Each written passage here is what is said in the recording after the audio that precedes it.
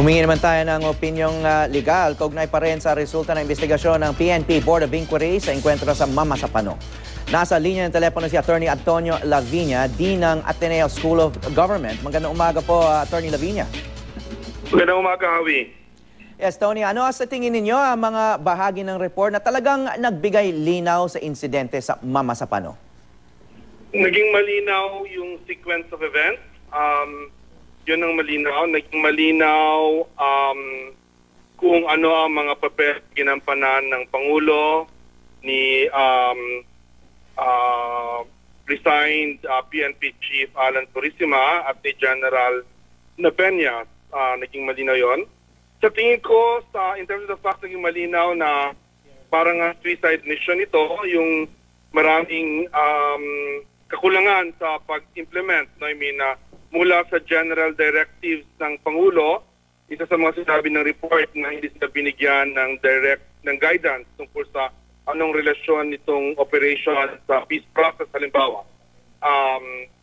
yung papel ni General ni PNP Chief Purisima, naging malinaw din dito, talagang meron siyang control o meron siyang direct role in the mission na hindi dapat dahil suspended siya. At yung mga maraming pagkakamali na ginawa ni General, ni Director Navenia sa pag-implement ng mission, naging malinaw din dito. Okay, pero yung isa sa mga bottom line issues dito, yung accountability, no, ng bawat player dito sa insidente, no? Lalo na yung accountability ng Pangulo. So ano ang masasabi nyo doon sa issue ng chain of command na nabanggit sa BOI report? Kasi yan ang dinidebate ngayon, no? Yung Malacanang sinabi they don't agree, no, nung doon sa conclusion ng BOI, pero yun nga isang highlight dito sa BOI report, no, na hindi raw sumunod itong si Pangulong Aquino sa chain of command. Magandang point yan. From purely legal point of view, dahil sa kasong Carpio versus Executive Secretary na kung saan nilinaw ng Supreme Court. Noong 1980s pa ito na kaso, right after the Constitution was ratified, no? The 1987 Constitution, nilinaw ng Supreme Court na yung PNP, sa civilian agency, and actually sinabi din ng Supreme Court doon that the President is not the Commander-in-Chief with respect to the PNP kasi Commander-in-Chief siya only with respect to the military. But he does control the PNP as President, control and supervision. So direct kanyang control and supervision. In that context, technically, hindi siya kasama sa chain of command ng PNP from a legal point of view. However, and ito yung i-emphasize ko, no? All our presidents, from Cory to Fidel Ramos to Estrada to Arroyo to President Aquino, has always acted as Commander-in-Chief to the Philippine National Police. Una, in-institutionalize yan ni President Ramos to an executive order, as others have said, and more importantly, in the way they acted, no, and the way they've spoken. The President Aquino himself, in one of the PNPA graduations, actually explicitly said, I am your Commander-in-Chief and I expect you to do what is right, not to follow the law all the time. So even President Aquino had always believed that, I think, and has acted that way. So nandun yung contrast ng pure law at yung practice actually na ginagawa. No? Okay, malinaw. Yes, Dean, malinaw nga yan.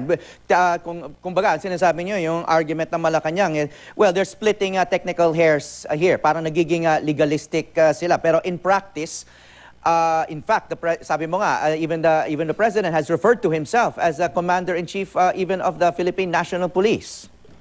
Yes. Ang ano ko dyan, no? And besides, ang point siguro from an accountability point of view, it doesn't really matter, no? From a legal accountability. Kasi as Commander-in-Chief or as the President who has control over the PNP, the President can actually, in fact, break the chain of command.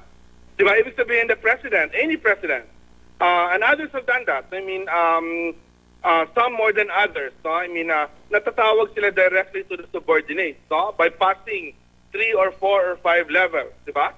That's true for the armed forces, the PNP, and any ordinary government official, no?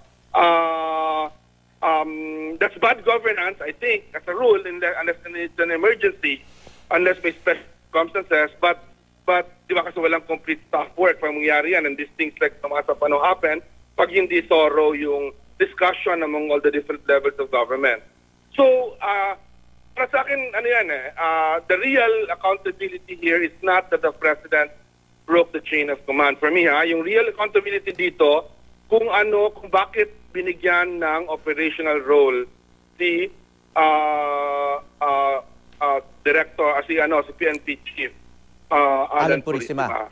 Yan talaga yung dyan, kasi sa tingin ko, si PNP chief Purisima committed the crime of usurpation of authority kasi hindi naman talaga siya authorized doon.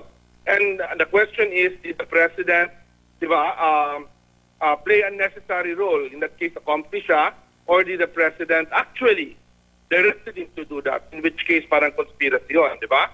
And is just as responsible sa actions ni Purisima. Yeah. So, or was this a purely, di ba, yung may isang theory din kasi na yung imagination na no, the President was not, he was just using a person. He was not using Purisima as a PNP chief, but simply as someone na pinagtitiwalaan niya na to pass on messages.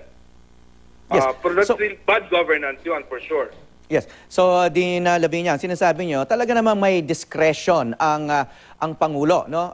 To work with whoever he needs to work with sa gobyerno. Kaso, in this case, nagkataon, he worked with or he gave orders to someone who shouldn't have even been active in operations dahil suspendido nga si PNP Chief Alan Purisima. Exactly. Kasi kung tutuusin mo nga, sa alam ko except for yung meeting sa Malacanang, walang direct order to Peñas, di ba? Walang text messages between the President at si Director Peñas. So ibig sabihin talaga, yung mga orders ni Peñas nanggaling from someone else, di ba? Unless sabihin mo, nobody ordered him. And tama yung sinabi ni Presidente na go with Operation Exodus. So, Dean Lavinia, I wanted to ask you then about the report itself, no? Kasi nung una, parang may mga nagdududa na magiging credible ang BOI report dahil parang internal PNP and ang iniimbestiga yung mga kapwa police generals, no? Pero you were quoting on your Facebook page yung sinulat ng columnista ng Philippine Daily Inquirer, yung legal columnist nila na si Oscar Barcelontan, who called the BOI report a stunning new gold standard, no, for our Constitution's right of the people to know. And sinabi niya, medyo matapang daw ang report. For all those who have not read the entire report, would you agree na matapang itong report at hindi ito mukhang walang cover-up at whitewash? Ay, Javi, I honor Director Magalong and his colleagues in the Board of Inquiry.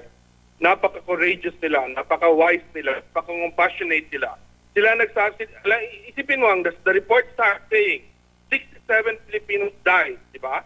Yung staff police na nagsabi nito, di ba? Napaka-compassionate, napaka-wise, napaka-courageous kasi sila po yung President. In the context ng Hawi, and very true actually, despite of the limitation. Because they asked the President, Alan Purisima at si General Katapang to give their side, no? But they refused to. So paano yan? How can they be accused now without due process? At yung context ito, Hawi, si Director Magalong is in the contention for PNP, di ba? You can imagine the enormous moral courage to do this. Kumbaga, meron siyang career incentive na sumipsip na lang, pero hindi niya ginawa ito. Or mag-fudge, di ba? Kahit paano mag-fudge na lang siya, di ba? Pwede gawin yun na legally kasi pwede lang sabihin, in fact, yun ang default ko una.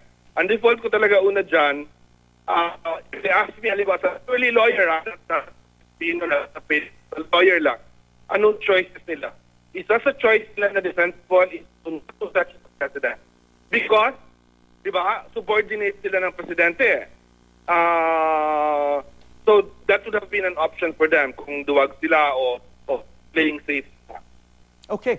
So that's the bright side of all of this so far. Yeah, I mean, marami na bright side dito sa Mama Sapano na nakita natin na just courageous people actually. Yes. And very rational people and have come out also here amidst all yung bigotry at yung mga Yes. ng mga tao. And one of them, of course, is this credible and brave report. Maraming salamat po, Attorney Antonio Lavinia, Dean ng Ateneo School of Government. Salamat, Awi. Salamat sa pakinig din.